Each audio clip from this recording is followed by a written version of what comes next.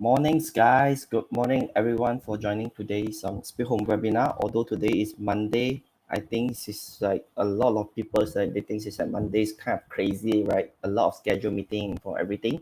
But I know some of our audience that they still kind of like very support our event. Then they just allocated this precious time for us to join our webinar, and you are doing a right decisions.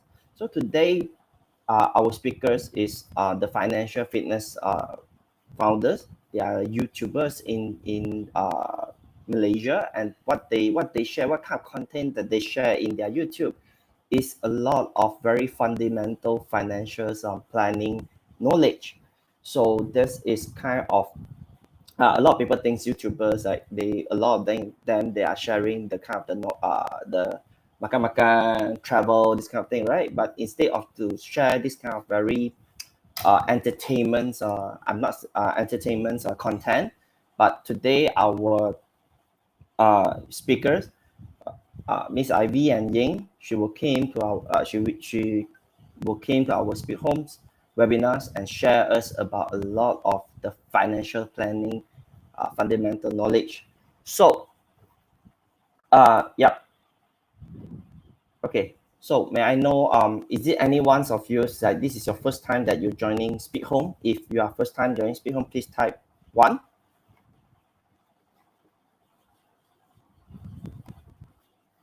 Okay, so our audience a bit shy lah.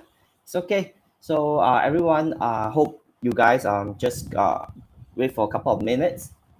Like about yes, Ivy, good morning. Say hi to our friends on Facebook, YouTube, everywhere.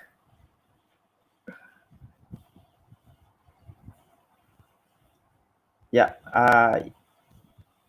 Ivy, you need to switch on your mic. Take turn. Yep. You on first. Yep.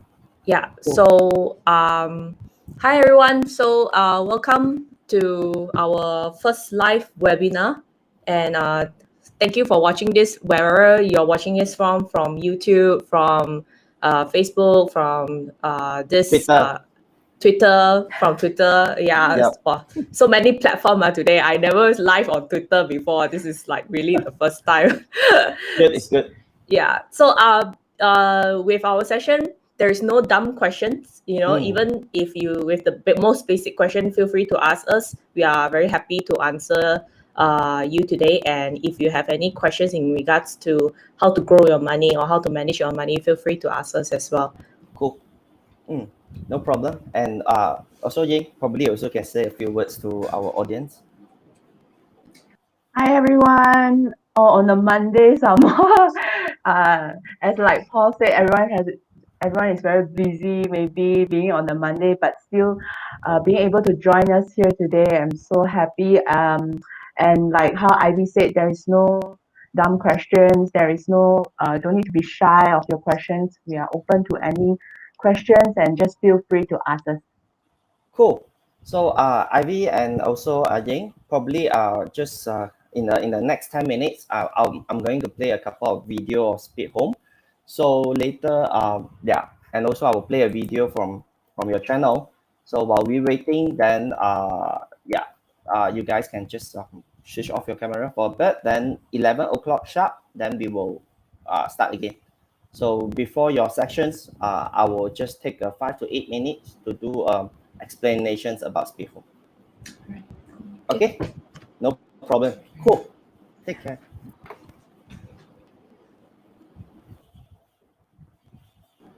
I need a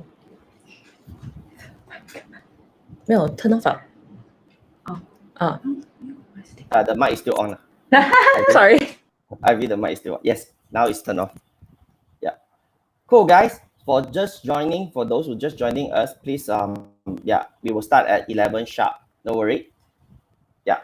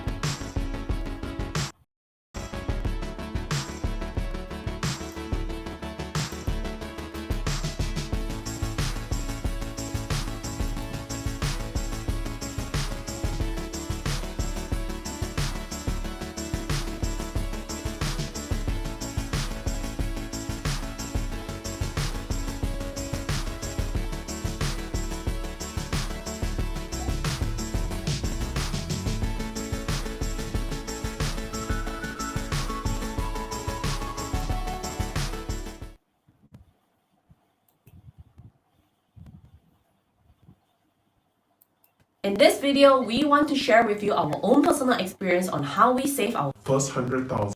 We'll be sharing 5 most important that we have learned that will help you to achieve your first 100,000. My name is Ying. My name is Ivy, and welcome back to the Financial Fitness Channel. First of all, don't worry about how much is your income right now, because I believe some of you might be thinking, hey, I don't earn a high income, so how am I going to achieve my first 100,000? So it really doesn't matter how much you earn, because the most important thing is that you need to start with the right mindset and the determination to achieve your goal. I actually managed to save my first 100,000 in 5 years' time, and I started with zero income. So how I made it happen for me? I first started by setting a plan and a goal. How fast I want to achieve my 100,000 and how I want to do it. For example, to achieve 100,000 in 5 years, you will need to save 1,660 monthly.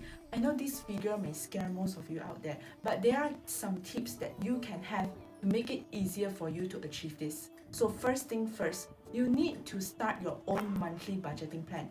We have to control the leakage for the reserve to grow. If you are a fresh grad with just 2,500 income a month, like any other normal fresh grad, we generally recommend that you pay your monthly commitment first, then set aside your fixed savings at 20 to 40% maximum. After that, leave the balance as your monthly allowance. Make a weekly spending plan and spend within your budget. You can even set aside 1 or 2 cheat days where you can indulge yourself, but don't go overboard.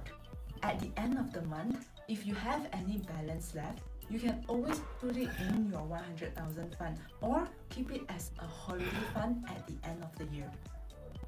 So if you can save about 500 monthly, it will take you about 16 years to get your first 100,000. So long? Yeah, because remember, this is just 20% of your income. If you can save more like 40%, which is 1,000, it will take about 8 years. So it all depends on how fast you want to get your 100,000 and how long you can keep your expenses low. But generally, 20% is the recommended ratio to maintain.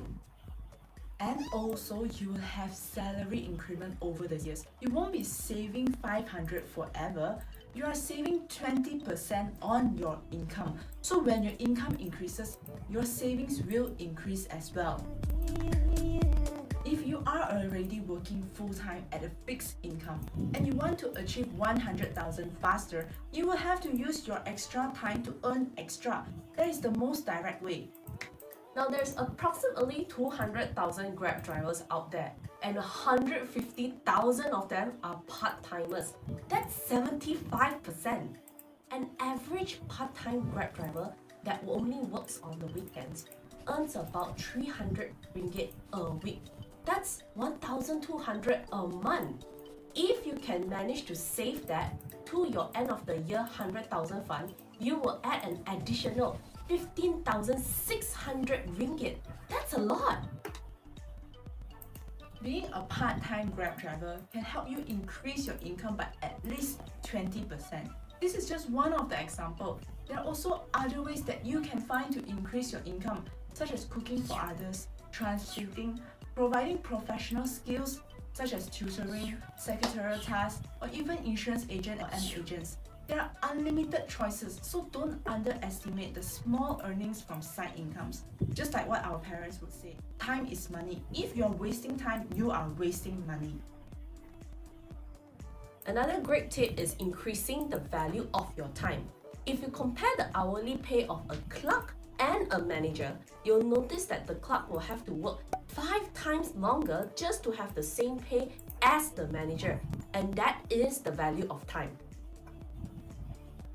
Everyone only have 24 hours in a day. You can do a lot, but there is only so much you can do. So if you want to earn more, you need to increase the value of your time. You can do that by improving your knowledge and your skills, like going for courses or trainings. A secretary with no certification earns about 4,000 a month. On the other hand, a secretary with certification earns 8,000 a month. That's double the salary just by one piece of paper.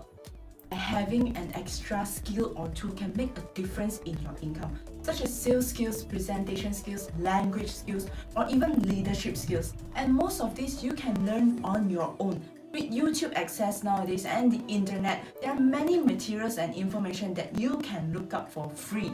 You can also join associations like Toastmasters Club or simply just step out of your comfort zone and take up new challenges at work. Another tip I like to give you is use your money to grow more money. Put your money into a high interest account like fixed deposit. If you compare, fixed deposits generally give you about 3 to 4%, whereas your normal savings account is only 2%. Hi, good morning, everyone. So now still have left 2 minutes. So I also don't want to like keep on playing videos, right? I think like some of your friends is a bit, yeah, they looking for some engagement. So good morning, guys. Thank you for really putting your time, able to attend today's Speed Home webinar. My name is Paul. I'm from Speed Home Marketing. I think this is the 5th webinars that we have over the past week. So thank you for really allocate your time to join today's webinar. So today, what are we going to talk about? So today we invite a very interesting speaker. She's from both speakers. Okay, so today we have 2 speakers. Okay, in one section. So what they are going to share with us is about how can you plan to succeed on your, how can you succeed, okay, how can learn how to build a healthy financial fitness program. Okay, financial fitness, they are the founders of the financial fitness, that Miss Ivy and also Ying. So both of them, they will share with us about the financial fit, how can you build a healthy financial plan, and also how to you to have learn, okay, what kind of, especially in right now, this kind of very critical moments. Probably some of you lost your job, or some of them get salary cut, but that is also always, that is in Chinese we always say that when there is some crisis, there always is some opportunity there. So Miss Ivy and also Miss Ying, today they will share with us about, right, how can you have a good and correct mindset, like to start your own healthy financial fitness program. So this is something, okay, like us, right, we do exercise, everything, right? So but I think very rare, some of us is very few of us we will do some planning on exercise on our financial healthy. So yeah, stay tuned. So before the event really kickstart,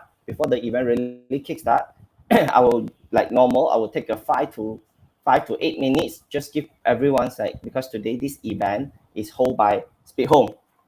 So I hope you guys don't mind. I take a 5 to 8 minutes, just do a very quick introduction. What is Speed Home and how Speed Home? Probably some of you are landlords, and also I will give out a small freebie at the end after I finish the sharing about Speed Home. So please just give me a 5 to 8 minutes. Thank you so much, guys. So today, okay, what we are going to share is about, okay, before Speed Home. So what is Speed Home? Actually, we are the rental platform that will help the tenant and the landlord to connect the tenant and the landlord. Tenant, they find a house. Landlord, they got a tenant. So we are the rental platform. So what is the biggest difference at Speed Home and the other rental platform? The first one is when you post your property and then you advertise on Speed Home, it's totally free. And if your house is in KL or certain area in Selangor, we will provide you a free house viewing services. Means that we will send a runner to open a door for you and then to take a video, to take picture for you for free. So number 3, so we will help the landlord to check the tenant background. So what's the tenant background check? Is included. We will ask them to provide us their financial credit score, 3-month bank statements, and also their appointment letter to check it out. Is it this tenant, they are a good payment master or not? So number 4, we will help the landlord to prepare a tenancy agreement, and then we will sign it online. It's purely online. The last step, because we are the selling our Speed Home unique USP is selling zero deposit. So but the zero deposit is protected by the insurance. So this is the last step. When only we get you successfully get you a tenant, we will ask the landlord to buy an insurance from Speed Home to protect their property, and we will do a free rental collections. So that's as simple as that. So Speed Home, actually we used to name ourselves Speed Rent. So we rebrand in during 2018. So our CEO, Mr. Wong Wei Ming, he's a technology veteran. He founded 3 business, and Speed Home is his 4th business. So we do our rebrand during 2019.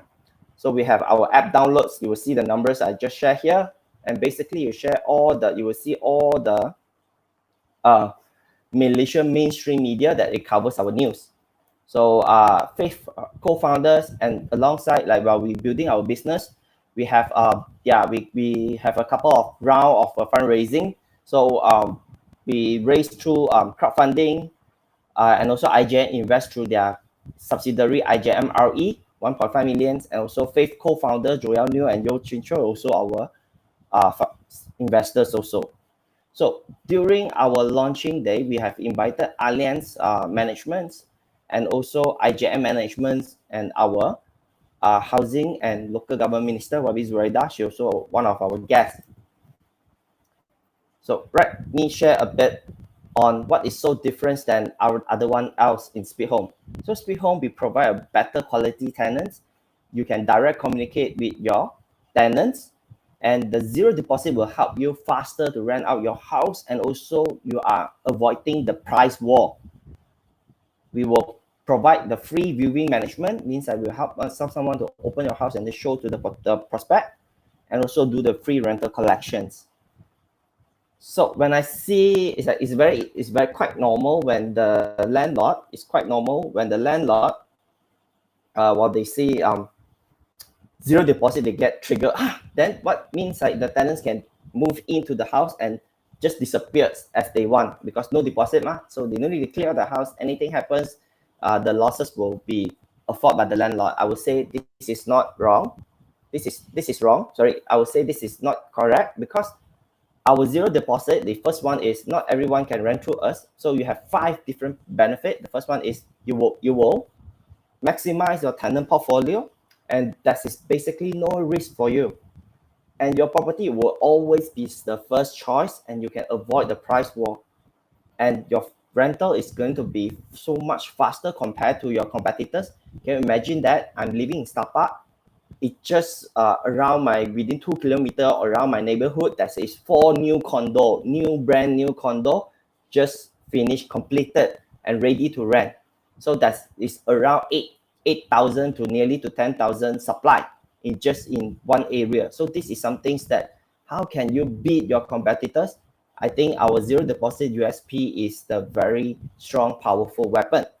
And if let's say if the tenant run away, the insurance will compensate your loss. And if the tenant damage your furniture, if the damage they didn't clean up while they leave, you also can claim through the insurance. So let me take another 2 minutes to explain about the tenant background check. So just now I already briefed already. So Malaysian, if they're Malaysian, their IC, employment letter, bank statement, credit scoring. So this is the 4 things that we're going to check. If they're foreigners and if they live more than 1 year, we will ask them student ID, that says have the valid student ID, their school appointment letter, their university offer letter, bank statement, and also their passport, visa. Okay, passport and visa copy.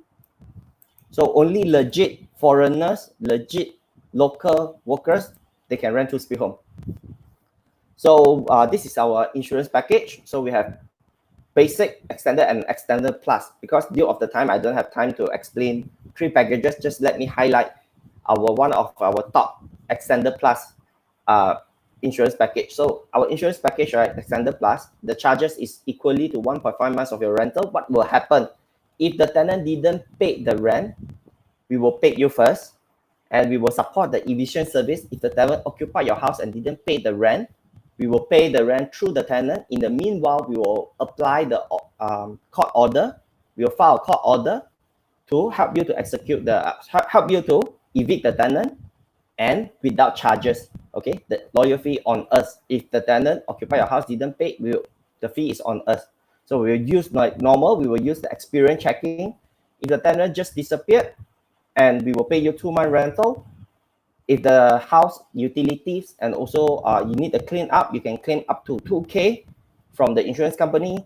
And if your house is a fully furnished unit, all the movable furniture, it can claim up to 30K. So this is our extended plus services. Only extended plus services, we will have a full support on the evictions, and also if the tenant didn't pay the rent, okay, and still living in your house, Speed Home will pay until we evict the tenant or the tenancy end. So the last 2 things that I'm going to share with you, we have a landlord group already have 5K users. We have a landlord group already built like around 5.1K users. So you can just feel free to join. You can just copy this QR. Okay. So this is an association of landlord Malaysia. You can just copy this QR code, screen it up, and then you join our group later. So, and we have our Telegram channel. If you don't want to miss out our Telegram channel, all our event, you also can screenshot this QR. Later, you can join our Telegram channel. Okay. Okay, the last one. So today is I need to give you guys something, right? Because you guys is like so generous. You really allocated this time for joining Speed Home webinar. So I want to give you out a very free freebies. If you are the landlords and you never registered with Speed Home before, you never upload a platform on Speed Home platform. So we will give you an insurance free upgrade. How do you get this free upgrade? My colleague will share a link here. You just fill up the form. Like the link will bring you, will direct you to this website. Okay, and then you just click on the link. Then you can just straight fill up the form and upload your property. You will get a free insurance upgrade. You will get an increase on the on-time rental. So means that you will get a free on-time rental upgrade and also a inconvenience benefit upgrade. So this is definitely free. So this is some things that we offer to our friends today. Okay, no problem. Ivy, the airtime from Speed Home, I think is almost end. So would you guys just say hello? Yeah, I think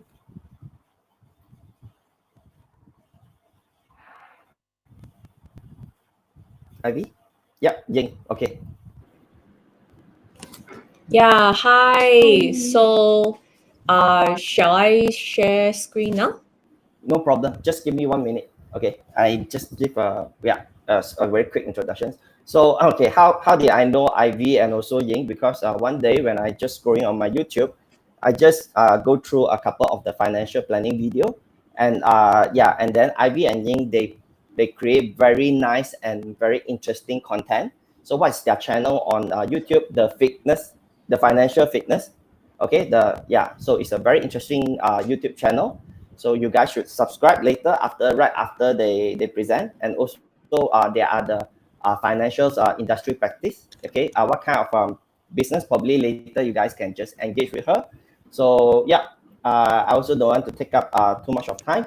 So I pass the stage to Ivy and Ing. So I will be close my camera. Okay. Cool. Yeah, you get the stage. Okay.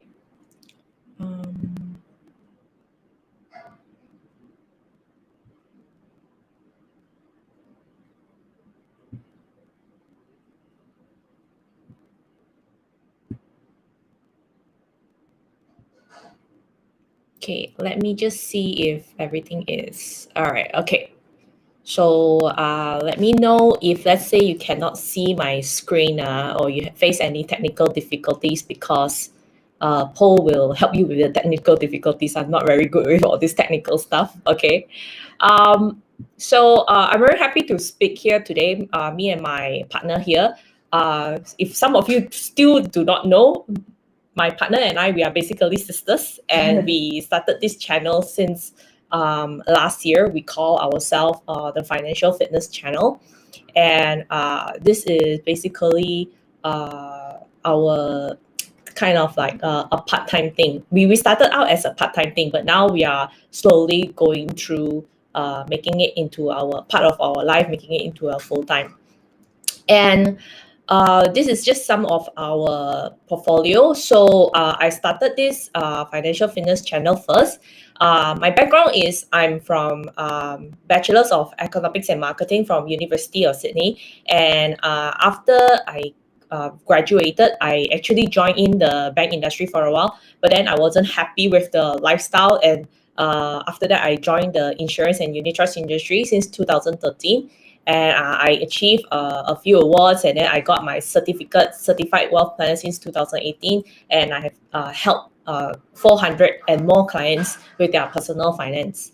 And Ying here, she graduated as the Bachelor of Commerce from University of Queensland.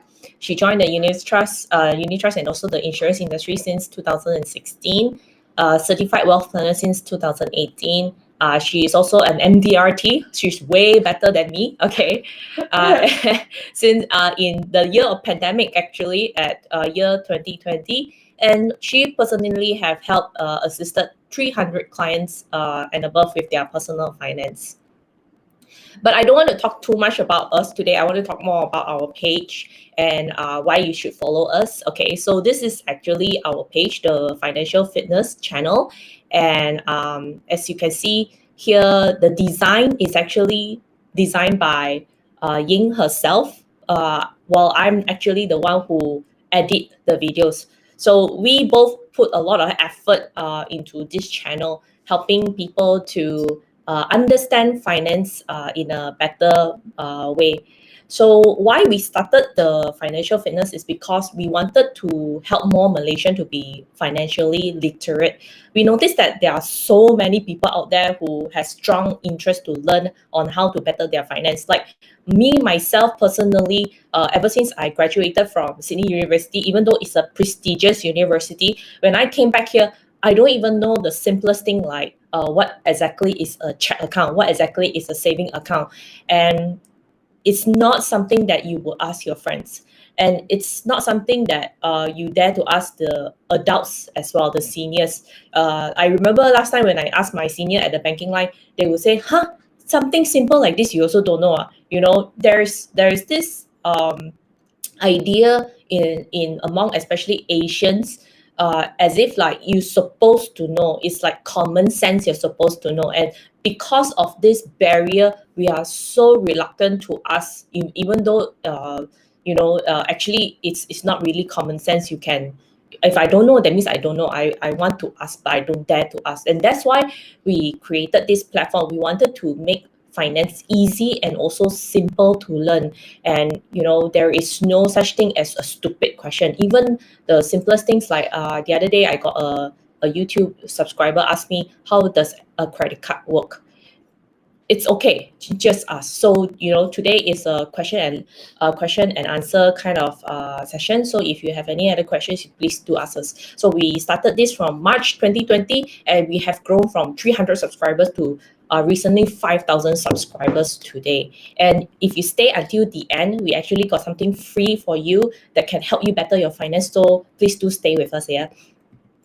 So if you'd like to know more about our channel, you can actually scan this QR code or just follow us at YouTube, The Financial Fitness, and you'll find us. And without further ado, let me just have Ying here to start with the session. Okay, so today we won't highlight too many because the personal finance actually is a very wide area to cover. So we will just highlight a few things that you need to know during this critical time and period. So Ying here will help cover how to pandemic proof your wealth, so that if in case in the future there is another pandemic happen, you will never have to worry about that anymore. While I myself, I will share my own portfolio, and also I will teach you how to design the right financial strategy for your portfolio. Okay. So without further ado, let me just have Ying come in.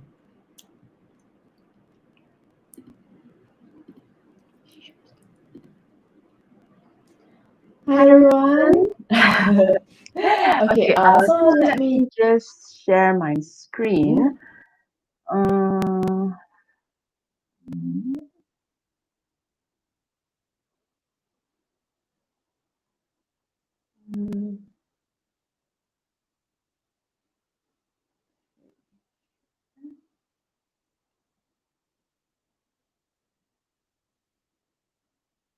Okay, so let's get started.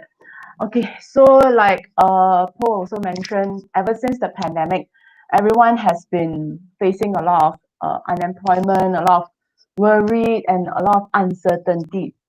And indeed, in Malaysia, 60% have struggled to survive because of unemployment. And some people even said that we have to ration our meals. It's like during wartime like that. And people getting pay cuts are struggling to pay their rents and also their commitments. So a lot of Malaysians are actually facing this problem right now. Okay. So actually, why? Why do you think that um, the pandemic actually have such a huge effect on our finances? So the main reason is because 1 in 3 Malaysians are actually living from paycheck to paycheck. Once, as you can see from this image, gaji in, okay, you pay your loan, you pay your rent, you pay your credit card.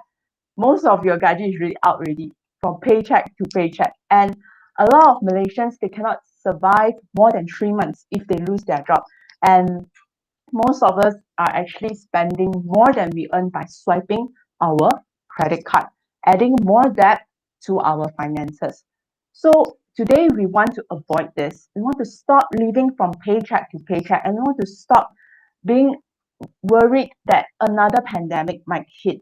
And even if today it's not a pandemic, it's another crisis, a personal crisis, you will also still face the same problem again and again. So to avoid this, we need a very stable financial pyramid. As you can see here, the pyramid is very stable if you started out right. If you started out with managing your money, you build your safety net, then you start accumulating your wealth, preserving and leaving a legacy. But let me actually put it in a layman term. What do you mean by managing your money? Having a positive cash flow. Basically, every month when you receive your income, you spend, you must still have a balance, a positive cash flow. And second will be building your safety net, which is actually developing a stable savings or emergency fund insurance. Then only you start to invest, convert your investments to incomes, and also build a legacy. So a lot of people are actually struggling with the bottom two, managing the money and also building their own safety net, which is basically, if I were to categorize it, is savings. And the top three would be investing. But a lot of Malaysians today, we are eager to invest. We are eager with high returns, and we are eager to live like how wealthy people do. We are eager to see that, oh, I want to make what little money I have, and I want to make that money grow. And we are very, very eager to do that. And especially when we jump into property investing. Property investing is not only an investment, but it is also a commitment bounded with loan. So a lot of people will get stuck if their base is not stable, their foundation is not stable today. So a lot of people, they feel that I have no money is because I'm not investing. Do you think this is really true? That just because you're not investing, that's why you don't have any money? Actually, it is not true. Okay. A lot of people, they are very eager to invest. They end up creating a very unstable foundation whereby they are trying to balance their entire wealth on a ball. And a ball, it wobbles and it's very unstable. And yet we are still eager to invest, to build our wealth. So one day, like the pandemic, if or like just a very um, light wind blows only, this will fall, the whole thing will collapse, the whole thing will crumble. So we want to avoid this. We don't want to be unstable anymore. And this is what a lot of us are actually trying to do. So we are trying to, we try to balance everything, like a seesaw on a ball. So today we want to build a stable foundation. So how do we do that? We have to start off with a very, very basic, the lowest level, which is managing our money. So to manage our money, basically talk about money, we need to first get a job. We need to first find a way to procure the money first, which is income. So I believe everyone, when we started out working, we started out after we graduate, we will look for a job and we receive our very first income. And then we will spend it, okay, which is minusing off our expenses. Then we will have our balance. So our goal here is to achieve a positive balance. So most of the time,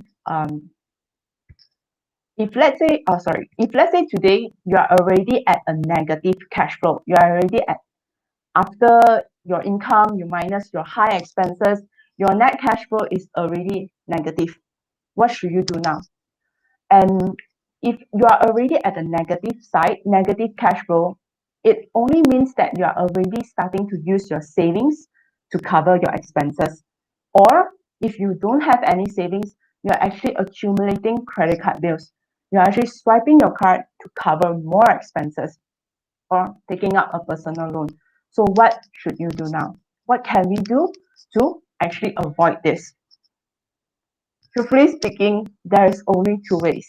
Either we decrease our expenses or we increase our income. It's very blunt, I know, but this is the only way. Okay, either we increase our income by looking for more part-time jobs to get side income, or we have to decrease our expenses through budgeting and reviewing our expenses, especially on subscriptions. Subscriptions is something that we commit monthly and it's auto deducted from our bank account. And most of the time we don't notice it. Like slowly every month we've been accumulating with all these subscriptions, and slowly it keeps on deducting and deducting, and it accumulates, and we just we don't notice it at all. So I want to say also, sometimes it's not your income but your spending habits. If you see many our government, our ministry, they did surveys on how millennials actually spend their money. And most of them actually spend on the influence of social media because they want to keep up with the Jonases. They want to live like the Jonases. And another aspect is from car loan, unsustainable car loan. Take out a very, very high car loan and you can't afford it. 65,000 people actually declared bankrupt just because of car loans. So beware of your expenses. And are you only paying the minimum on your credit card? Oh, there is on your credit card loan. Okay, because according to our survey and also according to the ministry, to the finance ministry, they have did a survey that 47% of millennials are experiencing high credit card debts. And apart of being bankrupt due to personal loan and also car loan, there are also people getting bankrupt because of credit card loan. And this is because a lot of people are only paying minimum. If today you have an outstanding credit card balance of 10,000 ringgit with an 18% interest, if you pay minimum only, you will need to use 7 years and 4 months just to settle off a 10,000 ringgit credit card balance. That's a very, very long time. But if today you choose to pay fixed at 500 monthly, you can actually settle it in 2 years. And if you see the interest difference, it's a lot. If you were to put it in your savings or you were to invest it, you could have gotten so much more money and so much more return from it instead of paying it to the bank for a 10,000 credit card. Okay, I would like to share a story. This is actually my client. So I'll call him John now, but his real name is actually not John. So John, he's a pilot. He earns 40,000 monthly before the pandemic. Now, after the pandemic, he has a pay cut of around 75%. his current income is only 10,000, but he has a credit card outstanding of 100,000. Every month, he still have to pay around 4,000 ringgit to his credit card bills, even though he's paying minimum. And actually, this credit card outstanding credit card balance is not just recently he accumulated it. It's been for a very long time, and every month he's been paying only the minimum, only the minimum. He could have actually settled it given with his income. And when I spoke to him, when I actually reviewed his finances, when he first approached me that time, he can actually very much settle his credit card loan within like 1 or 2 years, but he chose not to because he feels that why should I? Never mind, I can just pay minimum and just let it be. My income is very stable. Nothing will happen to me. So indeed, pandemic actually happened, 75% pay cut. So even though he still has a income of 10,000, he still can afford to pay 4,000 monthly to his credit card loan. But it's such a burden. Almost half of your income is being used to pay your credit card loan. What about your other expenses? And he is married with 2 kids. So what about your other expenses? He has other loans like mortgage loans. And when he approached me that time, he was referred to me by another client. He was actually eager to do other investments because when he had the pay cut, he feels that okay, I need to do more investments so that I can get more return to cover my high expenses. I told him no, because investments are not guaranteed. Today, with your limited funds, you want to put it into investments. If given with the unstable market right now, if the investment were to fail, how are you going to afford to pay your high expenses, your high amount of commitment and your loans? So today, John, or a few years ago, if John were to actually choose to pay fixed monthly, you could have settled it in 2 years. And if you were to see the interest, it's a huge difference. If he were to continue to pay it minimum monthly, the total interest that he will be paying is actually 42,000, half of what he actually borrowed. And when I spoke to John, I asked him actually, why did you accumulate this, and why did you actually use your credit card for this? He told me it's because one of the reason was because his mom was hospitalized, and a huge chunk of it he used credit card to actually pay for it. So these are the things that's very unexpected. His mom unfortunately fell ill and needed to be hospitalized, and the medical bills is the one that he used the credit card to actually foot for it. So of course there are other expenses like lifestyle expenses and so on, but a huge chunk of it is actually from the medical bills.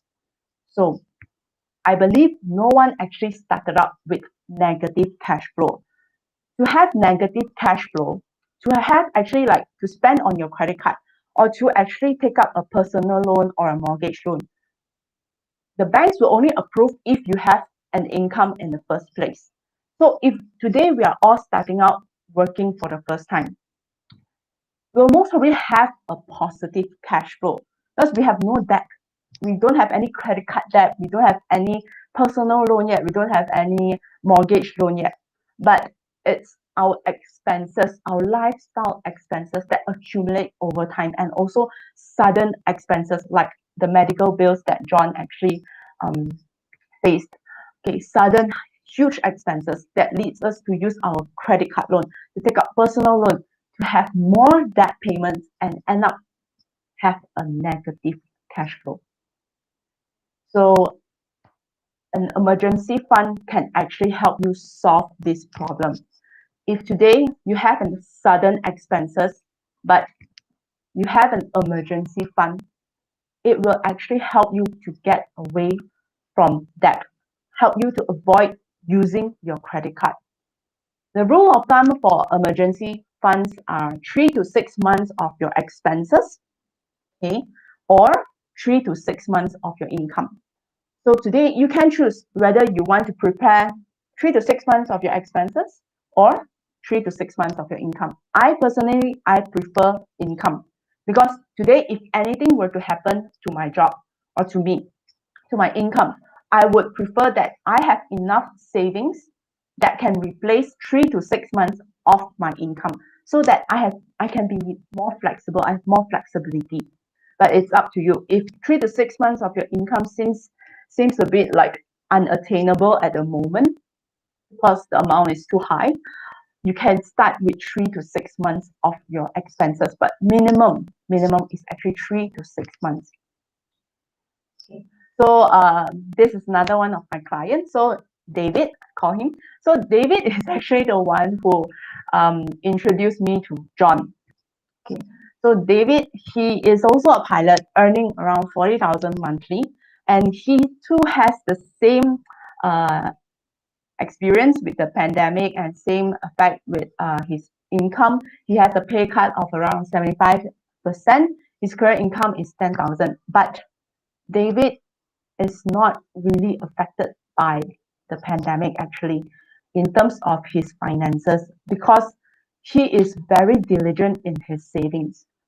Even when first I met David, when I was talking to him about investment, about finances, he's very much aware of the importance of savings.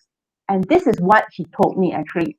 When he told me that when I first started working, I don't have much. But I know that if I don't start saving now, I wouldn't have any in the future as well.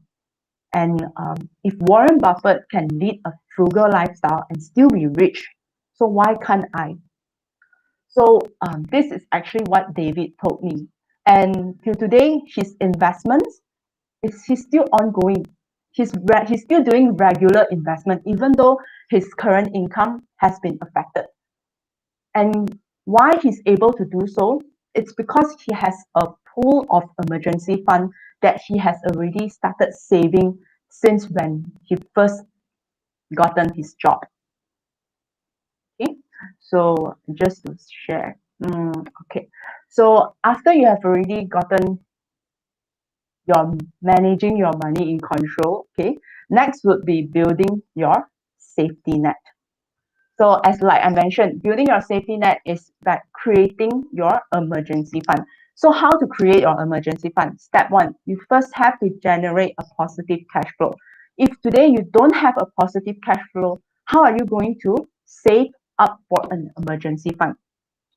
Step two, you have to determine the emergency fund needed. As mentioned just now, rule of thumb is 3 to 6 months of your expenses, or you can also choose 3 to 6 months of your income. You can first start with 3 to 6 months of your expenses first, and then slowly you work up to saving up to 3 to 6 months of your income. Okay. Then create an automated saving. What does it mean by automated saving is don't do it manually. Every month, I believe all the banks have it right now. Auto recurring transfer. Use that function. Automatically transfer your saving amount every month to another saving account. And if you do that, you definitely be able to reach your emergency fund. And finally, review this every year because I believe our income increases, our expenses also increase.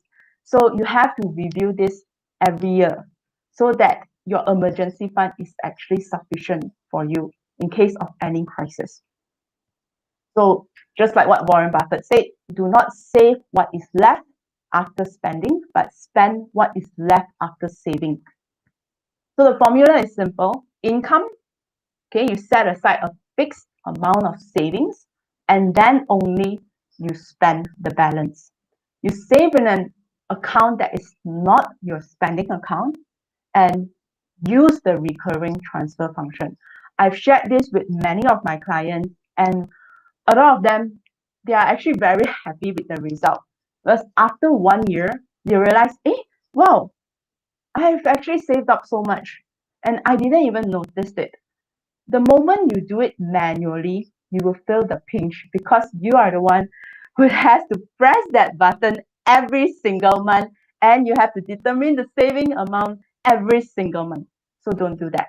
Use the recurring transfer function. It's there, it's free. Use it, utilize it.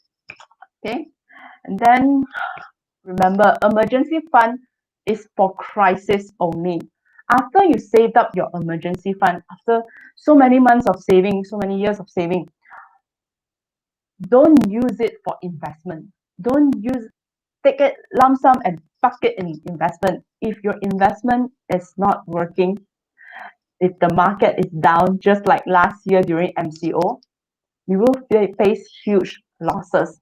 And if at that time is the time that you needed your money, you won't be able to, you won't be able to take it out, or you will suffer huge losses. And it is not for entertainment. This is not holiday fund, vacation fund, okay, renovation fund. No, this is emergency fund. It's only for crisis. Crisis like loss of income and unemployment, or like accidents, or like legal issue, medical bills, or sudden house repair. Like I said, sudden, not renovation fund. No, it's sudden. Okay, crisis only. This is for your emergency fund. Okay, there are some tools that actually you can leverage on, so that you don't put in so much burden on your emergency fund. Because today your emergency fund, you only have so much emergency fund, but if there is a lot of crisis happening at the same time, your emergency fund might not be able to take it, might not be able to handle it as well. So it's good to actually leverage on tools like insurance, car insurance, travel insurance. If you want to cover your medical bills, will be medical insurance, and also income replacement insurance. So you can you can pass that risk, okay, pass that burden to the insurance company instead of bearing it yourself and solely depend on your emergency fund. Right? So today I would like to say, don't blame the pandemic, because whatever that has happened, it's not actually because of the pandemic. Malaysians, even 4 years ago, okay, our government, our ministry, many of the financial sectors, they have already commented that 94% of Malaysians are actually just 6 months away from a financial crisis. This is way before the pandemic actually happened. And a lot of Malaysians are actually finding difficulties to even raise 1,000 ringgit for immediate cash if an emergency were to happen. So don't blame the pandemic. It is not the pandemic who caused all this. It's just that we are not prepared for it, because we don't have a stable financial pyramid. So our finances are already like a ticking time bomb. If we don't do something about it, with time it will explode. If today pandemic did not affect your finances, it doesn't mean that you're safe and you're secure. It just means that your financial crisis haven't happened yet. And if that crisis were to come into your life with an unstable financial pyramid, the whole thing will still collapse. So with savings, if you don't start somewhere, you're gonna go nowhere. To be on the peak of the mountain, you have to start climbing, and you have to have a stable pyramid. If the mountain that you are trying to build keeps on having earthquake, it's not stable, how are you going to reach the peak? So that's it for from my part today. I hope everyone are able to take away something. Sorry, a bit kanjong, but but I hope everyone can have a good takeaway, and I will pass it to Ivy.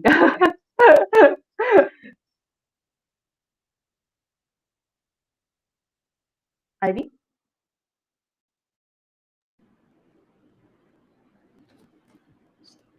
Oh, sorry.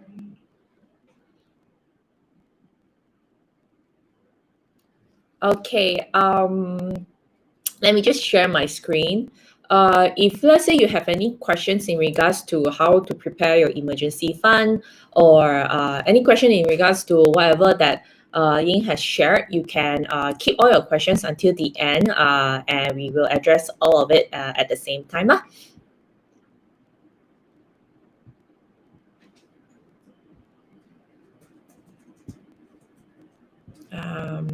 Give me a second. Okay.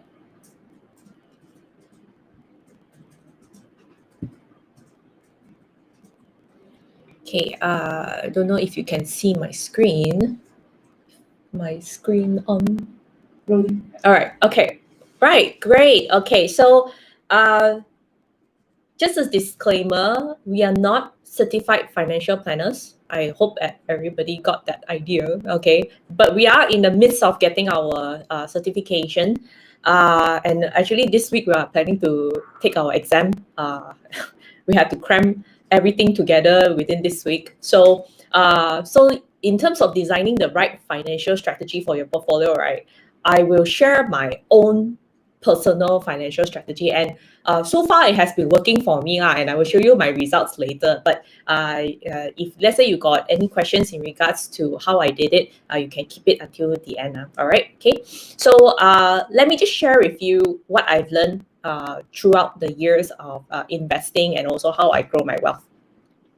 Before I do that, let me just address whatever you start, okay, no matter what project you do, you need to have a goal, correct? Okay, so if you haven't determined what is your goal yet, it's very hard for you to see whether you are there or not already. So whatever you start, you must start with a goal. So if you have a financial goal, ask yourself, what is your financial goal? And for me myself, my financial goal is basically just to retire comfortably, and also to own my own landed property. Okay, ultimately everybody's goal is to grow our wealth, correct? Okay, and this is the formula of what I used to know, okay, when I just graduated from university. Okay, I always thought that if I have an income, as long as I lower my expenses, okay, I will grow wealthier. Okay, so basically my salary, I don't spend so much, I reduce my expenses, and then I save whatever I have, then I can grow as wealthy as possible. But I noticed there is a problem with this model. So let me tell you what is the problem. I can grow my income, okay, but my income has very limit. The fact that whether I can grow my salary or not is not determined by me. It's determined by my boss. Okay, so that is one problem. The second problem is, even if let's say I have a higher salary, my time is limited. How much can I work? Okay, at one point in my life, I actually try to work from 10 to even like 16 hours a day. Okay, that was back when I was in university. I took a lot of part-time jobs. Okay, and I realized that even though I can do that when I was younger, in my 20s, okay, but when I approach towards my 30s, I'm 32 this year, by the way, not that old yet, but when I approach to my 30s, right, I realized that I'm very tired with this kind of life, and I only got that 24 hours a day. So no matter how hard I work, no matter how much time I put in, right, that is the maximum I can use my time to convert into money. And I still feel that no matter how much I work, I don't earn enough. And that is why this is another big problem: expenses. For some reason, as our life stage goes increase, okay, as you proceed with your life stage, whether you get married or you have children or your parents grow older, for some reason our expenses keep on getting higher. Okay, it's because of our lifestyle. Even if you try to control it, sometimes things are really unavoidable. And then there is also the fact of inflation. Last time, I remember, I still can buy like one nasi lemak for 2 ringgit, 1 ringgit, like that. I don't know how many years ago that was lah. But today, you ask whoever who go out and buy food, can still buy 1 ringgit nasi lemak or not? Can, the nasi with sauce lah, basically lah. The egg also like kiam siap like that, don't want to give lah. So inflation is also a very big issue, I realize. And if let's say I continue with this formula, income minus expense, I will not get wealthy. Okay, so let me show you how the wealthy do their equation. So this is how the wealthy do their equation. They do not just have an active income, they also have a passive income. And I realized that I need to have more passive income whereby something can automatically generate an income for me without me putting too much time into it. All right. Expenses is actually secondary. Expenses, of course, I need to control, but it's secondary. Then I have to invest because time multiply the investment, I can only grow wealthier. Then after I grow, I earn from the investment, like I earn my dividend, I will put back into my passive income again. So this is the cycle for the wealthy. And this is how they grow richer, how the rich become richer and how the poor become poorer. All right. And so I have used this philosophy ever since 2013, from when I graduated until today, and it has been working for me. And I will show you my example. I won't say a lot of theory things. I believe that showing you case studies, showing how the practical things, like how I from starting from my this amount of savings to grow, how I grow into this amount of savings, it will be more practical for you. So let me show you how I grow my wealth. Every month or so, I won't do this very frequently, but every month or so, okay, I will actually record my monthly cash flow, okay? And this is actually very important, a very good habit to keep. So I actually list down the expenses that I will have every month or so. So you can see, like, I got car loan, I got insurance, I got investments, I got EPF, I got car maintenance, personal expenses, business expenses, so on and so forth. And my take-home salary, which is my active income, the job that I'm doing right now, okay, I earn about 12,000 ringgit. It's a good income, okay. I believe that many people out there at my age, okay, is not earning this income. I probably am above average, all right? But I also realize that if anything happens to my job today, all right, either I become sick or either my company bankrupt, hopefully don't not, but hopefully if I lose this active income today, all right, my expenses will definitely not be able to sustain. And when I realized this fact, I started to build more passive income. And this is a goal that I'm actually trying to aim right now. But at the same time, if you have listed a list of expenses of what you spend, all right, if a pandemic actually affect me, I also know immediately where I can cut. As you can see, I don't just put all of my money into personal expenses and also business expenses. I put a substantial amount into savings, emergency savings, and also my insurance and also my investments. So I set aside at least about 20 to 30% of what I earn into savings, so that if anything happens to my salary, I actually have something to fall back down. And I encourage anybody out there, viewers out there, to have a list of expenses, so that if the pandemic really do affect you, you don't panic, okay? Because you got this, you already know what to cut. And so these are the two things that I've been using to grow my wealth, okay? I've been using a passive income, and I also have been investing, okay? So today I will share you some of the passive income ideas, and also which investment actually will be more suitable for your own portfolio right now. So when I say passive income, okay, I meant passive income, not active income. So what do I mean by active income, right? Okay, so active income would be like, if you feel today your salary is not giving you, if your boss is not giving you enough salary, okay, that means you're not earning enough and you are planning to get a side hustle, okay, a part-time job. Active income would be something that you use your time to convert into money. So like Grab driver, Grab food, a lot of people do Grab food nowadays, dog walker, freelance worker, all these things is active income, all right? And for me, myself, I'm I got a few active income outside, and I also got passive income. So my suggestion is, whichever you want to choose for your side hustle, just choose a skill that you are good at, or at least one you can enjoy. Because you need to understand, you already have a 9 to 5 job, correct? You already have a 9 to 5 job. You're going to spend another maybe 5 to 6 hours on your side hustle. So you must at least choose one that you can enjoy, because you'll be spending 12 hours of your day to work. Is practically working, and if you don't enjoy it, you get very easily stressed, and I don't want you to fall sick because of that.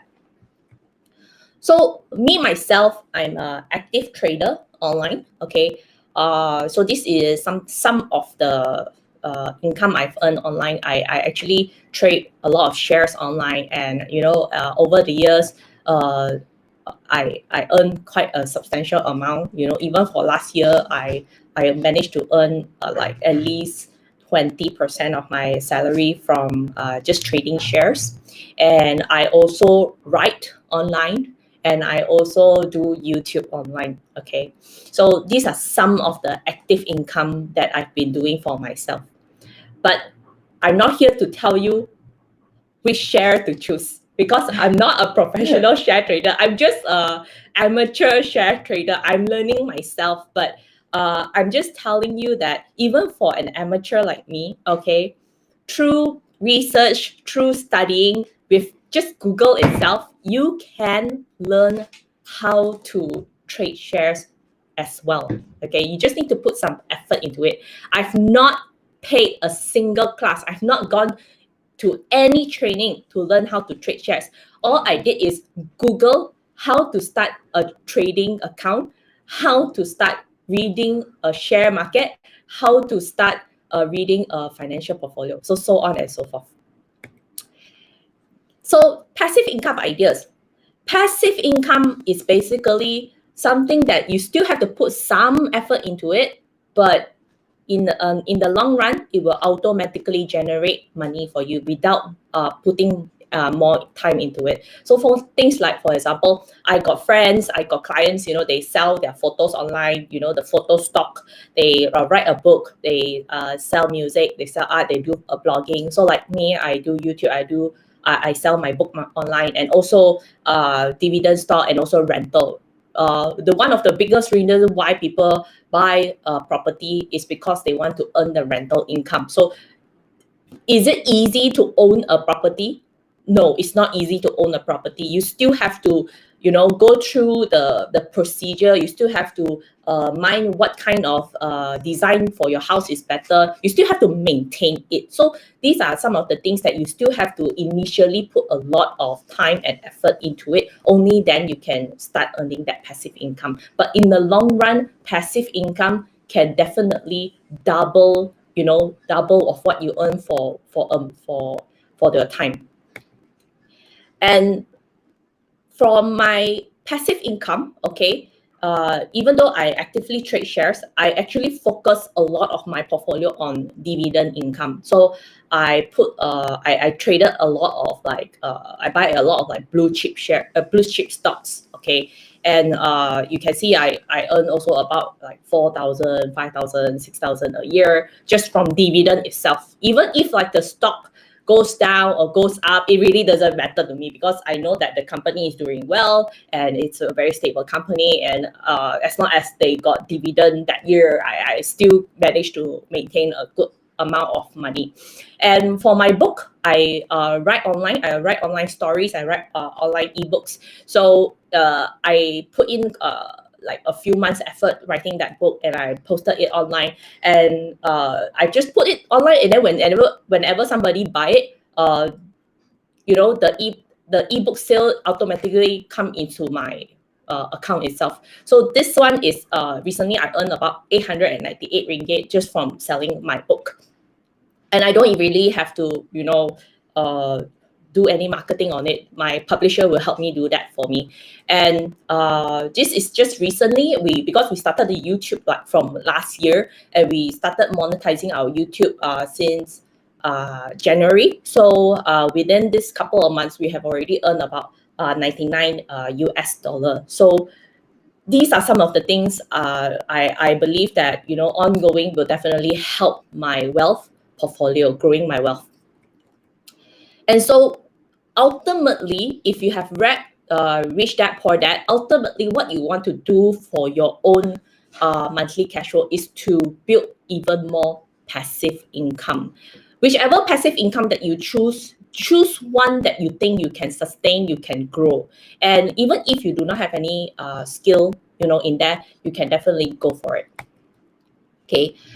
So for my goal, whichever investment do you think I should go for? Usually for me, I don't believe there is best investment out there lah. Okay, for me is as long as that investment can help me reach my targeted goal, I would go for that investment. Of course, the lesser risk would be better. If let's say they can give me a guaranteed interest, high guaranteed interest with lower risk, I would definitely go for that. My idea of portfolio planning is always just aim for my targeted interest. Okay. So like for example, I've calculated my retirement goal. I need about 2.2 million, okay, at the age of 60. And based on what I have been doing for myself right now, I still need about 500,000 for my retirement. And what I suggest to everybody out there is that whatever investment you choose, okay, as I said before, you must have a goal amount, okay? If let's say your retirement requires 2 million, okay, you must know how much you need first, okay? You must know how much you need. You also must know how much time you have left, okay? So let's say if you say your retirement is 2 million and you're already 55, so you got 5 years left until you need to reach 2 million, but you only got 100,000 to reach 2 million. So in reality, realistically speaking, how we're going to grow 100,000 to 2 million would be either you really risk it all into a very high risk investment, or you just have to accept the fact that you cannot spend so much. You have to minimize your spending. Then after you figure out how much time you need, how much goal you need, how much amount you need for your goal, then you must figure out what is your targeted interest rate. Okay, just like previously, I said that after I calculated, I need about 7%. And then you need to see what are the probability and risk that can give you that interest rate. So as you can see here, I every month I can put about 2,000 ringgit into my monthly savings. Okay. And in order for me to get like at least 1.3 million, I need at least another 7%. That means annually I need to achieve 7%. And as I showed you previously, from my stock itself, I earn 40%, 20%, 26%. Of course, if I can earn more, that would be great. Okay, that would definitely be great. But I just want you to know that it is not about me wanting to be rich. Okay, if I can earn more, that is a bonus. But for me, as long as I can achieve 7%, I win already. Seriously, one. If today EPF can give me 7% guaranteed every year, I would gladly put all my money into EPF. I tell you right now. But we know that in reality, it's impossible. And that is why I only accepted the fact that I need to take some risk to invest, because I need that 7%. All right. So there is no best investment. From what I learned so far, there's no such thing as best investment. You just need to choose one that helps you reach your goal. All right. And choose an investment based on your risk. Not everybody can do share trading. Not everybody can accept the risk. I can earn 20% today. I also can drop 20% today. It is possible. Just like we just recently shared a cryptocurrency video on our YouTube channel. You can easily earn 50% in a day, but you can also easily drop, negative 50% a day. And if you like to know if you're still very confused on what kind of investment suits you, you can actually consult us. We know we are trained certified wealth planners, and we know how to design a portfolio for you. But all I have to tell you is choose an investment based on your risk. If you cannot accept the risk, then don't go for that investment. And then also, finally, be wary of borrowing money to invest. I'm not saying like how people borrow personal loan to invest in share market. Okay, some people will say, it's stupid to do that. I would never do that. But actually, everybody do this. You know why? Because you actually borrow money to buy property to invest. Correct? It is still borrow money because you don't own the property. You borrow the money from bank to invest in a property. Correct? So you must also understand until you settle that loan, you're actually still paying interest for it. And if you do not rent, that's why I highly recommend, if let's say you are buying a property for investment, you must put in effort to rent out that property. If not, a lot of people I know, they buy the property, they let it be there for 20 years, 30 years, okay, hoping that the property value will go up. But you must also understand the reality that there is a possibility the property may not go up. Possible. It's actually possible one. You never know. Just like when people say pandemic never happen. It still happen. The risk may be minuscule, but it's still a risk. And why would you want to delay that loan until 30 years? You see, if let's say I buy a property for my own stay today, a 500,000 property, landed, okay, don't know whether still possible or not, but yeah. So 500,000 landed property, if I pay for my own stay, usually most of the people out there, notice that they will borrow a 30-year loan, okay, and then they will pay for 30 years because until I retire, I don't need to worry about already. But you think about it, if you're not using that extra money, if let's say you earn a more income over the years and you're not using the extra money to invest, or you're not using the extra money to do something to grow your wealth, then you might as well use the extra money to pay off your loan. Because over the 30 years, you're paying an interest of 374,000. 30 years, you pay 374,000 to the bank, I don't know 30 years later, you still can buy a flat with that money or not, but it's still a substantial amount. I believe many of you agree. Why would you want to extra pay a 374,000 to the bank, whereas you can just settle within the 15 years and then you only pay 172,000? Correct, right? So my advice is, whatever you do, whenever you borrow money from the bank to do investment, whether that is for property, whether that is for share, whether that is for whatever investment that out there, settle it as soon as possible. Because my understanding of financial freedom is to live a debt-free life and be financially independent from others. And that is what all of us aim for. Yes? So after you have achieved this, then we talk about how to become richer. But most of us out there, we don't achieve this. That's why we, struggle a lot, even at our retirement age. And if let's say you want that financial statement, the monthly cash flow, all you have to do is follow our YouTube or just go to our Instagram and you find the link, okay? And you can download our ebook, which is how to start making your money to work for you.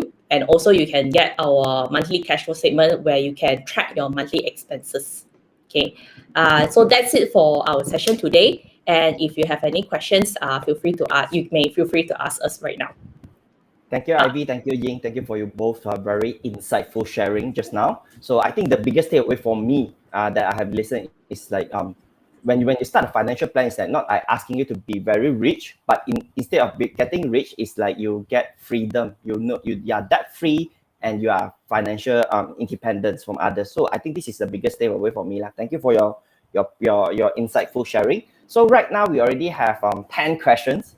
So be ready for that. So let me share my screen. I can share the questions. Okay, let me share the screen. And guys, now is our Q&A sections.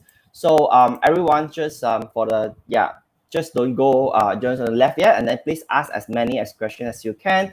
because this is their first time that doing the live show. It's not like it's an opportunity that is very rare. So please just grab this opportunity and ask as many as questions as you can.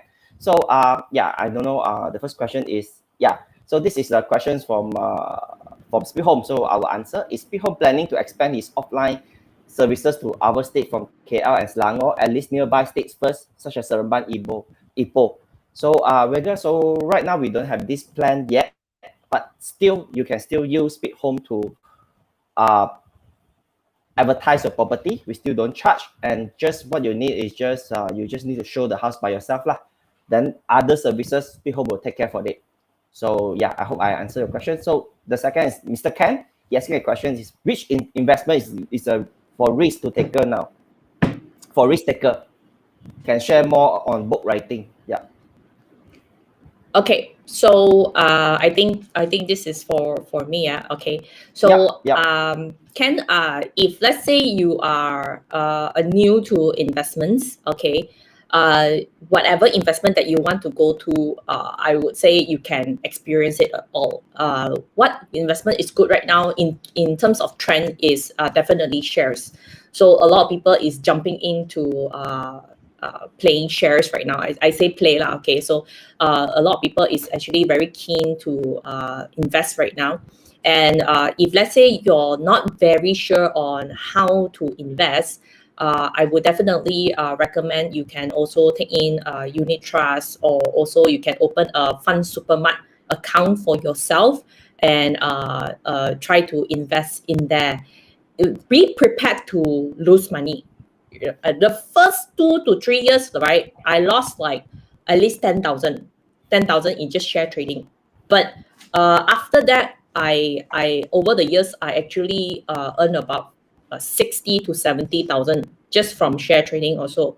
So you must understand what are the amount of money that you're willing to lose. Okay, share trading doesn't really require 1,000 or like 10,000 or 100,000 of your money. You can actually just start share trading with just as little as 10 ringgit. Yeah, seriously, like as little as 10 ringgit. You can do that. And if that is the amount that you're willing to lose, like you put in 10 ringgit into the share, you're willing to lose 10 ringgit, never mind, 10 ringgit, I can just throw away in the rubbish, then okay, go ahead with that. All right. As for the book writing, I do some freelancing on Fiverr, and also I do some freelancing on writing novels online. So if you want to know more, I actually will be sharing a YouTube video more about it later on in the next few weeks. So I scared I take too much time here, so you can actually subscribe our YouTube channel, and then you can see our video on that. Yeah, just type the financial fitness on the YouTube search, and then you will find the IVY and also Ying channel. So next questions. So which passive income should I go for? Wow, I think this is very short questions, very long answer. Which passive income you should go for? When I first think about what passive income I want to go for, right, I just choose whatever that I like, because I know that I'm willing to spend 5 hours a day on that passive income. Okay, and this is depending subjective to everybody one.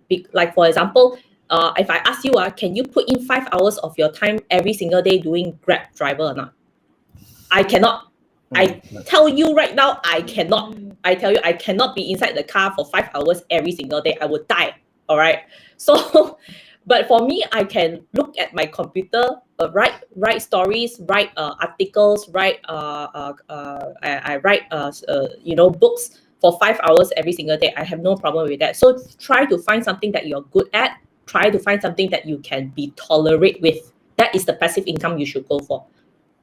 Okay, next. Tom, if I'm no experience on investing, should I still invest? This is a very dilemma question. I think it's like, but yeah, pass to IVY or Ying to answer. You want to answer this? Yeah, Ying, I think you can just, we can hear you. Oh. Yeah, very clear. Okay. So for Tom, right? Hello? Yes. Yeah. If I no experience in investing, should I still invest? Yeah, question number 5. I would say you will have to do your own research first. Instead of just blindly jumping into investment, you have to do substantial amount of research first, and also make sure that your foundation is firm enough for you to invest. Because, like I said just now, if today your pyramid is not stable enough and you have absolutely no experience in investing, and you just blindly choose one and just jump into it, the chances is you will lose without even knowing why you have lost. And Yep. that is the worst. And a lot of people actually experience this. So Yep. educate yourself. Actually, there's so many infos online. YouTube, you can follow our YouTube channel. You can also Google. There's so many information online. And from there, you'll be able to learn tons. Yeah. Yeah. So I think it's just like you just need to know if you have no experience, then you should start to subscribe some good YouTubers content such like the financial fitness. Just click on the subscribe and then click on the bell, the button. Then they will update you time on time. And then when you think you're knowledgeable enough, then you can start your investing.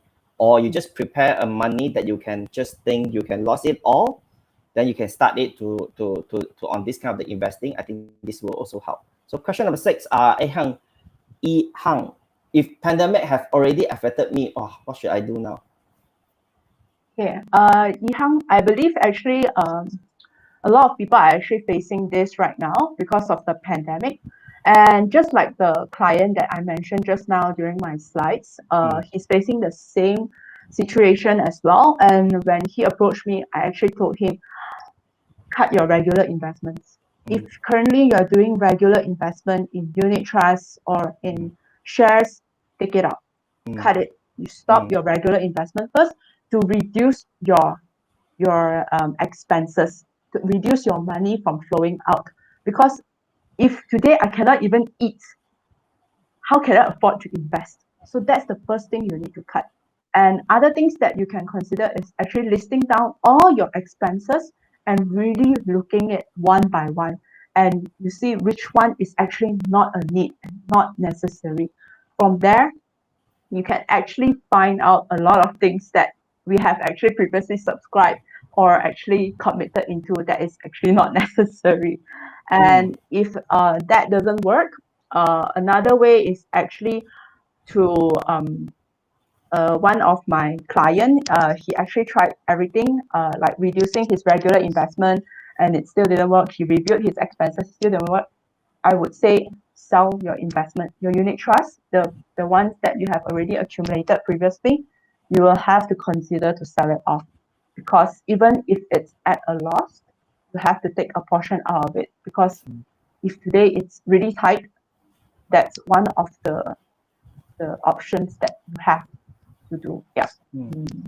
Okay, so Mr. Jimmy asked another very good question. Where should I park my emergency fund? Okay, so Jimmy, emergency fund must be parked in a place that's very liquid. That means today, if I have an emergency, I must be able to take out that money immediately. So that's also one of the reasons why unit trust and also shares may not be advisable or a suggested portal for you to put in, a platform for you to put in. Because for you to withdraw it, it will take usually like 3 working days or 3 to 5 working days, and it's working days. If you need the money during holidays or public holidays, long weekend, what are you gonna do? So put it somewhere that is very liquid, like bank accounts, saving accounts. And if you feel that I have limited money and I am actually trying to build my emergency fund, I want at least a little bit of return, go for high yield saving accounts. Nowadays, there are many banks that's offering high yield saving account. If you were just to Google, you'll be able to find a long list of it. And high yield saving account, even though the return is not a lot, maybe 1 point something or maybe 2%, it's still good. It's better than nothing, better than just putting it in your current account. So I think these places are a good place to actually park your emergency fund. So I also got one thing to share about the emergency fund. Actually, let's say some bank, they do offer credit card and saving account package. So if you subscribe their credit card, then you in the meanwhile you also park your money under their you deposit your money in their bank, then you will get like normal. I think last time I saw a package that someone offered me is 2.2, so it's quite good. That's some foreign bank. Actually, you can just Google lah. I don't want to upsell any products here. You can just go iMoney or Ringgit Plus. They got this kind of package there. Okay, iMoney, Ringgit Plus. You can just go there. So next, Chan, it's going to take me 3 years to raise my emergency fund. That it mean I should only invest after 3 years? Chan, the short answer is yes. Yes, I would actually really suggest you to actually invest only after you have built your emergency fund, because if you halfway here, halfway there, and you make losses in your investment, you end up just losing your whole emergency fund, and you have to start all over again. So yeah, right.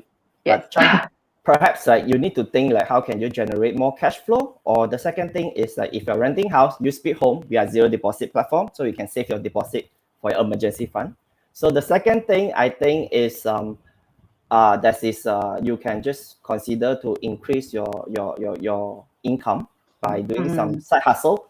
Also in the financial fitness, I saw one of their video is like that is a five way to generate your side income during work from home. I saw your video, so you also can go to watch the video, and then probably they will give you some inspirations. Yes. Yep. Okay, next.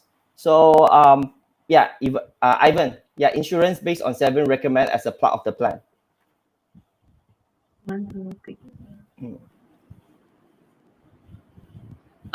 Again, if I assume that you're referring to either investment linked insurance or saving plan and endowment plan. And the most important thing is you must understand how it works. Okay, no matter what investment you go through, even like you do property investment, or you do like share trading, or you do like insurance based savings, understand how it works. Don't just take the agent's word as it is, all right? Unless it's somebody that you really trust. Insurance-based savings, is it recommended? It depends. It depends on you. Insurance-based savings is not bad, all right? It has its own perks, because it does come with some insurance. Like for example, if let's say you got if you face critical illness, or you have total permanent disability, the insurance will auto save your money for you, and that is like kind of like a one of the few things that only insurance can do. All right.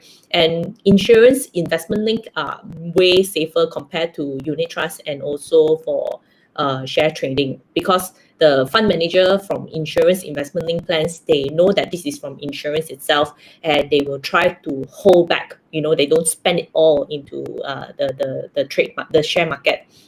So understand what are the advantages and what are the disadvantages.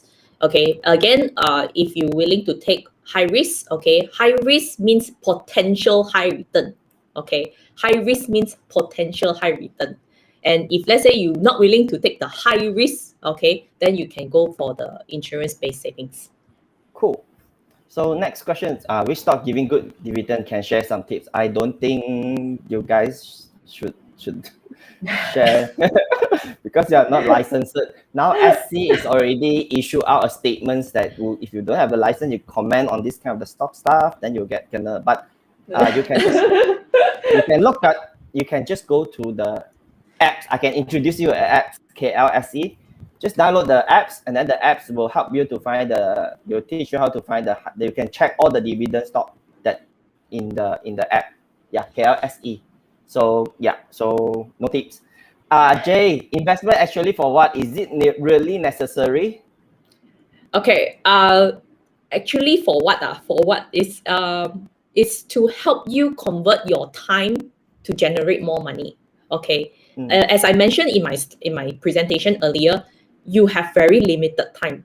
Okay. Even if you work, no matter how much time you put into your job, right? You only got 24 hours a day. And investment is something that don't take too much of your time and still can generate some income for you. And if you want that, definitely invest. Is it necessary?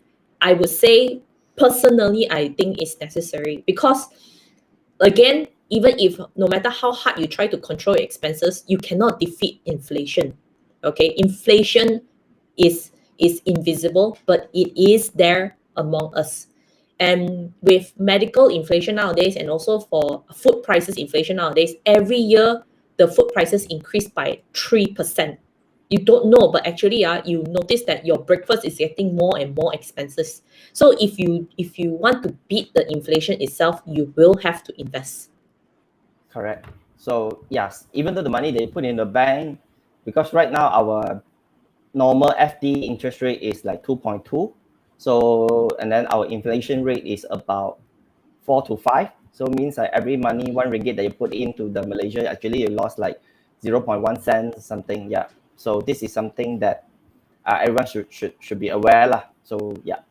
So I think yes, we have another friend. Sorry, just now the emergency fund, where to put, yeah, some interest can earn rather than just sit in the bank account. So Ken, I think we just share with you. Should be cash. Just now, yeah, Ying, will you repeat again about the emergency fund? Where should park? Sure. Okay. So for emergency fund, like I said, it must be somewhere that's very liquid, very easy for you to take out, very accessible.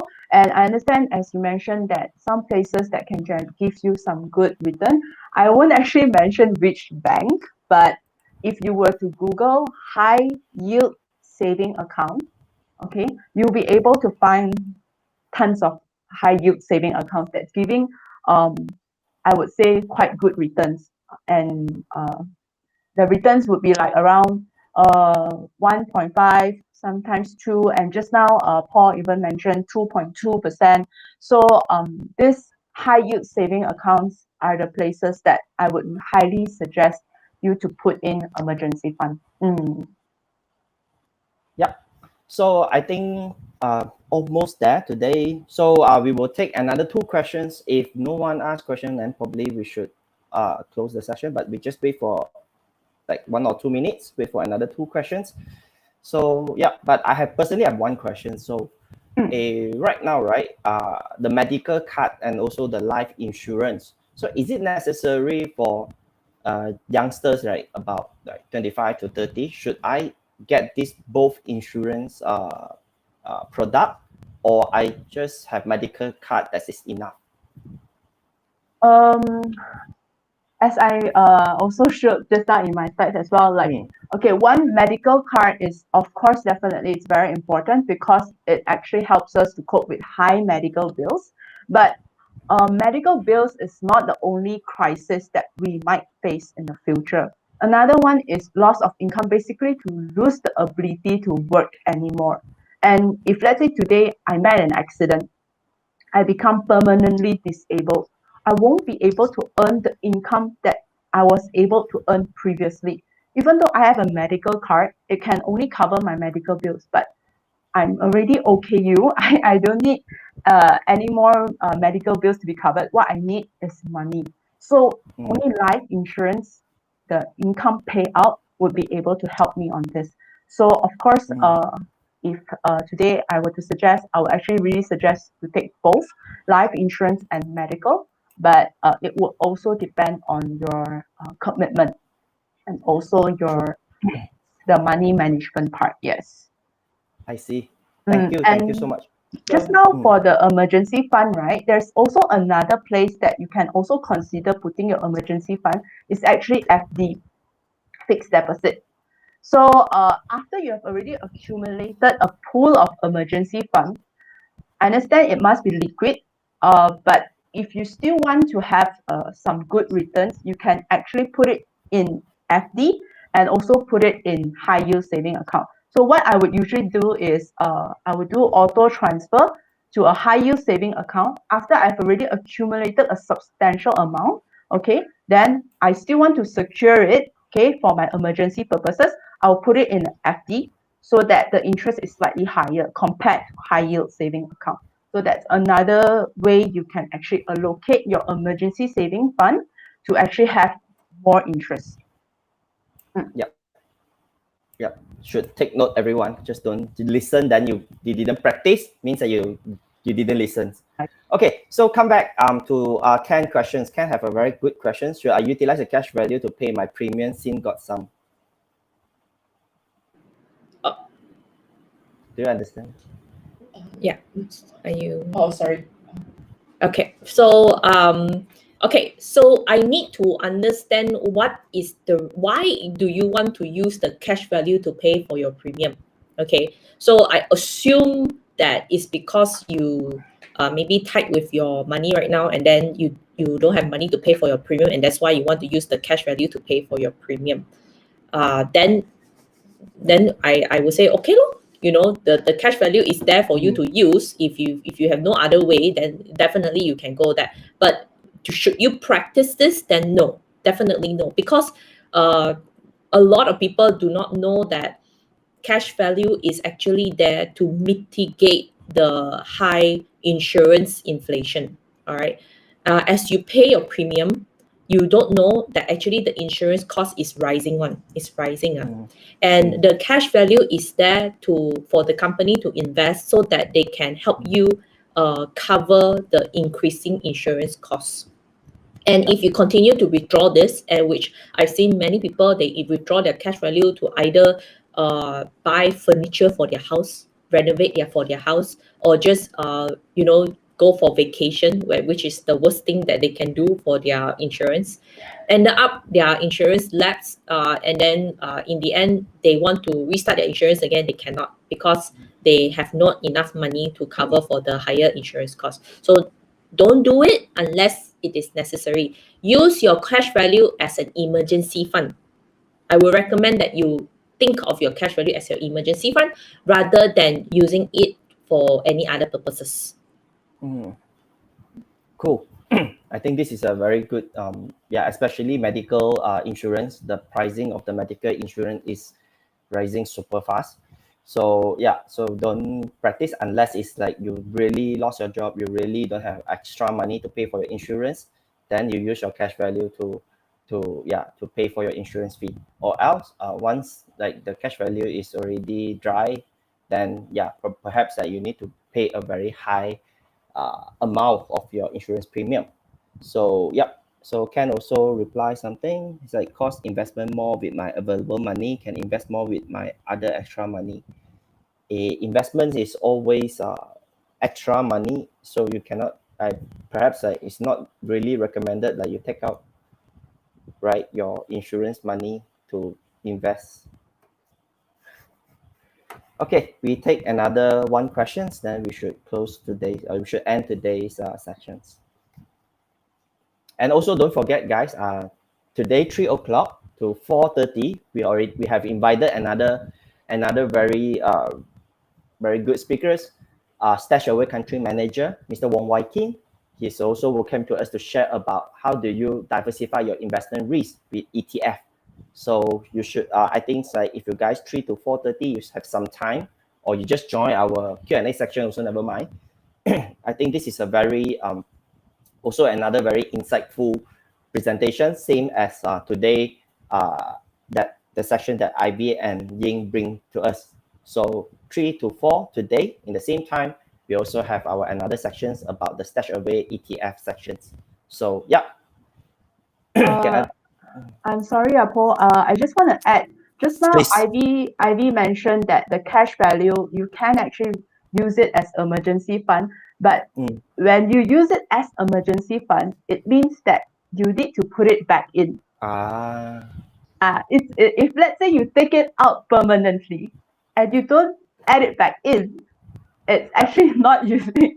It's actually not the right way, because in the end you will still face high medical insurance costs, and also cause your policy to lapse in the future. So if today it's really necessary because of the pandemic and so on, you need to take the cash value out for emergency purposes, you have to put it back in the future. Understood. Okay, so I think today times is we have a friends, he's typing, so we waiting for his last questions. And okay. Oh, he just said thank you. Okay. Okay. He's finished the questions. Is the insurance premium need to review after a few years? Good questions. Insurance premium need to review after few years. Package, I think. I hope you mean the benefit, like as in like the coverage. So yes, if you are referring to the coverage, then yes, it is actually advisable to actually review it every few years. It's just like your emergency fund. So if today you have already set this amount of coverage, okay, few years later your needs may have changed. So your income, your commitment has grown, so you will need more protection now. So it is actually advisable to review your insurance packages every 2 years or every 2-3 years, I would say. Cool. Okay. Jen, last question is really SSPN fund deposit to deduct tax. What will the amount categorized as here? The SSPN fund.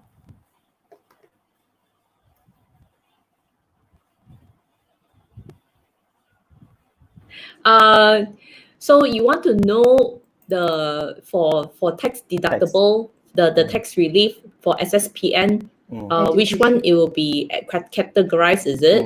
Yeah. Okay, so when you do the tax relief, right, there is a section, it is specifically for SSPN one. There is a specific area for SSPN one. You just need to look it in the form. It's actually quite direct. Okay. Yeah.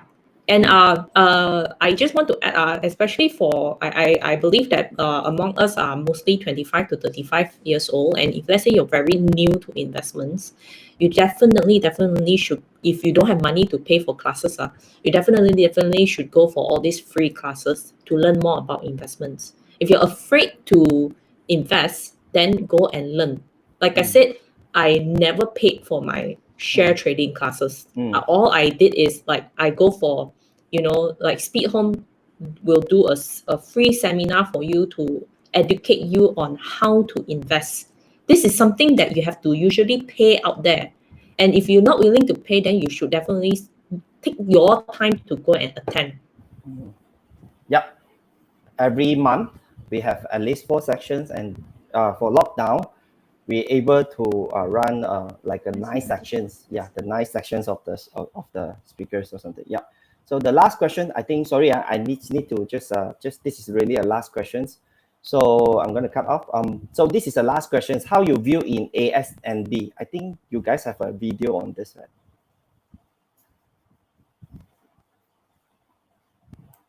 ASBN, actually, I think ASNB. No. Okay, so for investment in ASB, right?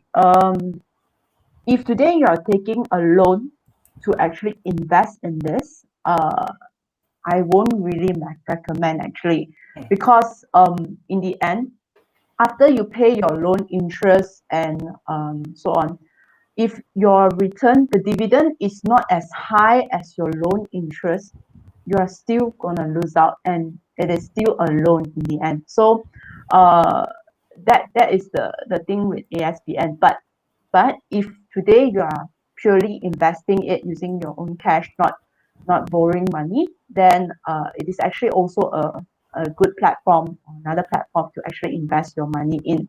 So we actually did a video on this as well, so you can actually YouTube the financial fitness and also look for ASBN.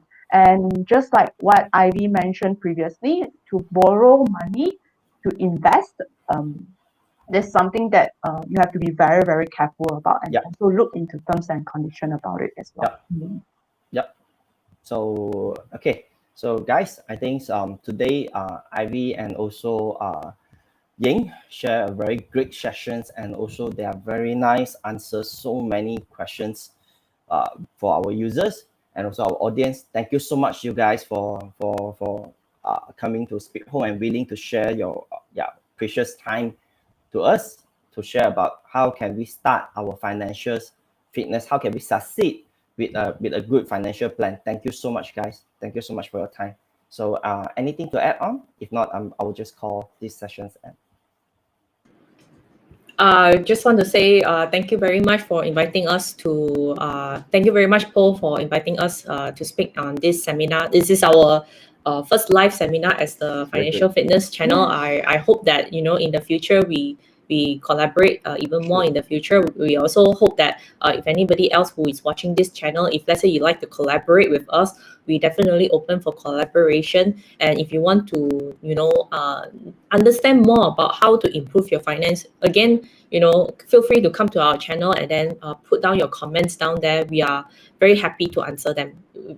It makes, if there's no other joy from seeing you improve financially, and that is truly our goal for our channel. Cool. And don't forget, they are really practicing in a financial planning company or something. If you really want someone to help you to review, probably you also can get in touch to their YouTube channel, The Financial Fitness. Just PM them, leave a comment, leave your contact so that they can engage with you more. So yeah. So guys, thank you so much and have a great day ahead. So see you at 3 p.m. The Stash Away, how do you diversify your investment risk via ETF? Thank you so much, guys. Have a great day ahead. Bye-bye.